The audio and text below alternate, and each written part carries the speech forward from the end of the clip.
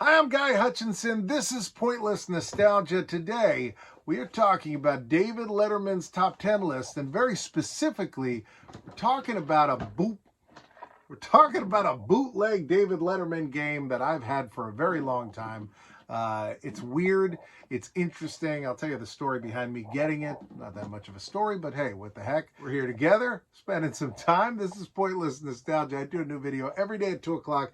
Today, we're talking about this. So, David Letterman. If it's not of your era, I'm very sorry, because this was the most fun time to have a television at nighttime. I loved this show. David Letterman, I just thought was so funny. His comedy was so different than everybody else. And this was a segment he did, a very simple, very stupid segment that's almost one of those things that if you haven't heard of it before and I explain it, you're going to be like, that's it? That's all it was? Why would this be a thing? But it was such a big thing that they made this book. They then made a sequel book. I think there might have been a third book. I mean, and these books are great. We'll talk a little bit about the book, and then we'll get into why they made a bootleg, fake, knockoff game. So, all right, here we go. The book of top 10 lists. I'll start with this one. The back cover has a top 10 list on it.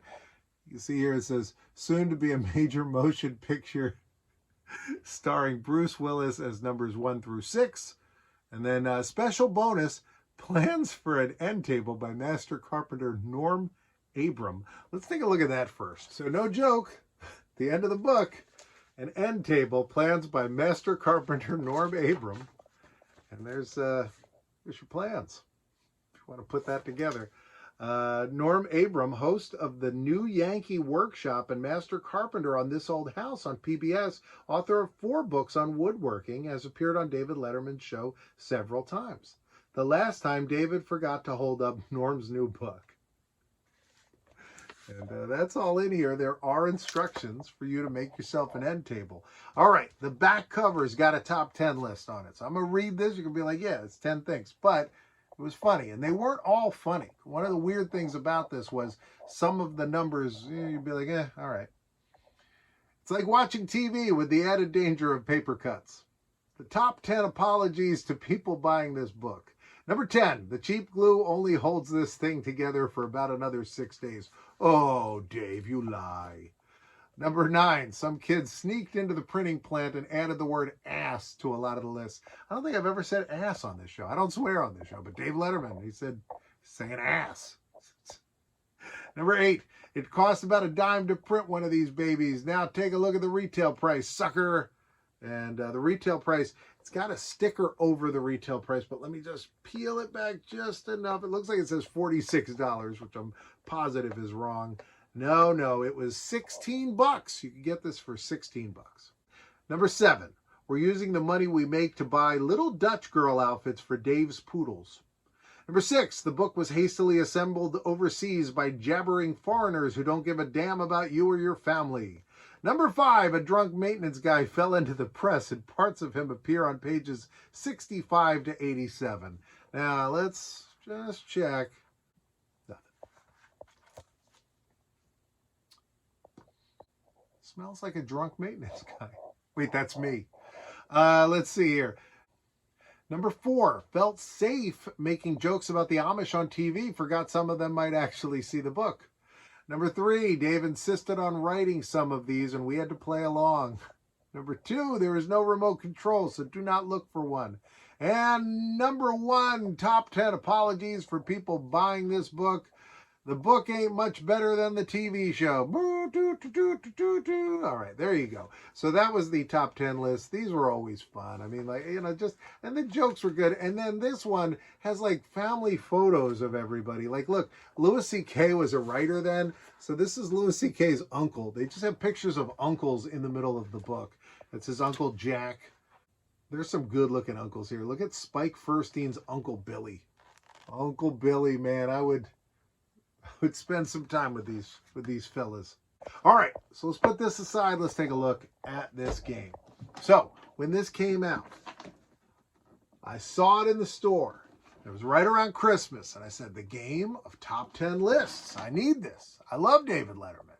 So I put it on my list. I said, Santa, bring me this. Bring me this game. And Santa did. And I got it. And I started looking around for Dave's picture. Maybe a little thing here that said copyright worldwide pants. But no, it doesn't say that at all. It says copyright TDC Games. And look at them. They're doing like jazz hands. They're like, whoa, don't look at me. I didn't steal it. Item number 1160, distributed by IDC Games from Illinois, copyright trademark 1985. Let's read what it says here. Direct from our national headquarters in scenic Ithaca, Illinois. By the way, this is a thing that Dave would always do. He'd say from the home office, and he'd say where it was. They're making it up. They're ripping this off. Look at this lady. She knows they're ripping stuff off. It's the completely unauthorized and unabridged game of top 10 lists. Contained herein are some of the zaniest lists ever created. If you're using zany and it's not, ironically, I don't know. They have been contributed to this game by some of the weirdest people in America, and they know who they are. The answer, this is bad. Of course, you must be asking yourself, just how the heck do they make a game out of those gosh darn funny lists? The answer is simple. You might guess, being the astute and savvy consumer that you are. But if you make someone guess the title of the list, then the list itself becomes a set of 10 funny clues. What a concept. Okay, I think I get it. Okay, it's a little strange, but people have made games out of a lot weirder things than wacky lists. Anyway, you'll find contained in this somewhat loud yet tasteful, gaudy box is not just a challenging guessing game, but hours of laughter for you to share with your friends and relatives. So what are you waiting for? Don't you care about making your loved ones laugh?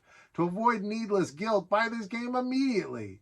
If you've read this far, research shows you're more thorough than over 93% of all consumers. Unfortunately, this places you in the 7% that are considered borderline neurotic. You have reasons to buy this. So, like Letterman had reasons that he was apologizing to you for purchasing it. This is reasons to buy this. It's like the opposite. Number 10, makes handsome addition to that hall closet shelf. Number 9, it's 100% fat-free. Number 8, playing around won't get you divorced. Ask Dave about that. I don't know if he got divorced, though. Number 7, Colonel Mustard doesn't do it to anybody. Okay. Number 6, something new to sell at the next garage sale. Oh, yeah, I didn't sell it. The 3 tenors can't sing it. That's number 5. You only pass go if you remember to flush. Requires 0 megabytes of RAM. Handy box can be used as snowshoes in the winter.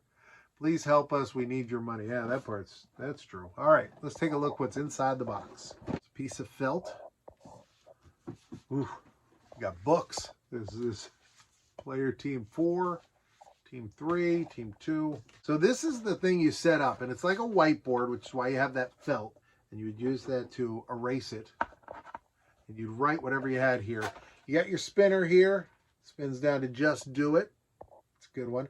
Where you got all play, you got double bonus, all play. All right, very good.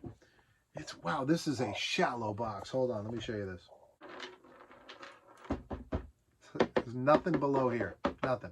This is it. They got little pieces here. These are little things you'd stick in the holes on that thing. I'll show you. And then that's it. It's that thing.